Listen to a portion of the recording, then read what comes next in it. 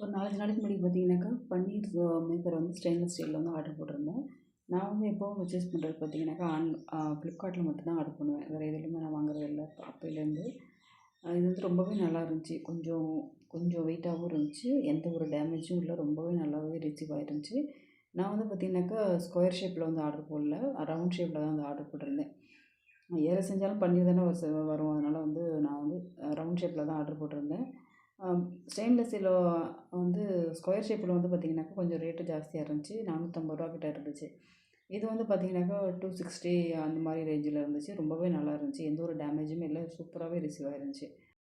கடையில் வந்து பன்னீர் வாங்கும்போது பார்த்திங்கன்னா 100 கிராம் வந்து ரூ. 120 விக்குது. ஆனால் வந்து அது வந்து ஒரிஜினல் பன்னீரா என்னன்னு கூட நமக்கு தெரியாது. ஆனால் எந்த ஒரு ஆப்ஷன் இருக்கும்போது நமக்கு வீட்டிலேயே பன்னீர் செஞ்சு வச்சுக்கிறது ரொம்பவே நல்லாயிருக்கு. இது வந்து பன்னீர் நீங்கள் செய்யும்போது பார்த்தீங்கன்னா 1 1/2 லிட்ரு வந்து பால் வச்சு செஞ்சால் தான் உங்களுக்கு வந்து கரெக்டாக கொஞ்சம் நிறையாவே வரும். இந்த வீடியோ உங்களுக்கு யூஸ்ஃபுல்லாக இருந்துச்சுனாக்கா சப்ஸ்கிரைப் பண்ணிவிட்டு, லைக் பண்ணிவிட்டு, கமெண்ட் பண்ணுங்கள். உங்கள் ஃப்ரெண்ட்ஸ் அண்ட் ஃபேமிலிக்கு வந்து ஷேர் பண்ணுங்கள்.